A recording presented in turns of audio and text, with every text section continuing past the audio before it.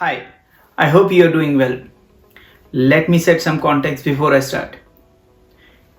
In traditional waterfall method, we used to develop entire end-to-end product and then we used to go to the end user.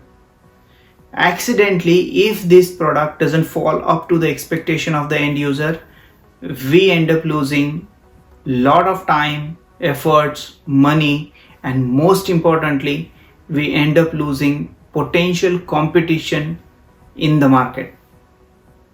Agile has a best way to solve this because every agile framework fundamentally gives us opportunity to inspect, understand the feedback, and adapt with the changing environment. And that too happens in a very short span of the time because every time we develop the feature, test it to the end user, and then we adapt in our product backlog.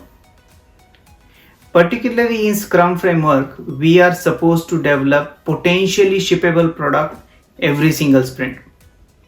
At the end of the sprint, we have sprint review meeting, which includes lot of external and internal stakeholders. We present the product in front of them and we discuss if that product is up to the expectation. If there has been some changes in the internal or external environment, this particular meeting helps us understand all those changes. And most importantly, product owner can adapt those changes as a part of product backlog. Ultimately, within short span of time, this particular meetings help us to understand the changes, understand the feedback, and particularly gives us opportunity to adapt in with respect to those changes.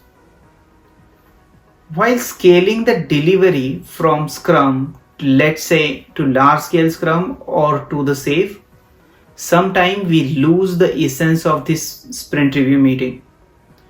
We end up doing it maybe not every sprint, or we do it every PI. If we are doing it every PI and not every sprint, that means ultimately we are losing the whole purpose of this sprint review meeting. So just to conclude the video, this sprint review meeting is the most important part of the inspect and adapt cycle, which is fundamental principle for the any agile framework in fact. So if you are not doing it, or if you are not doing it regularly, then it's time to go back and just update our framework or ways of working at this time.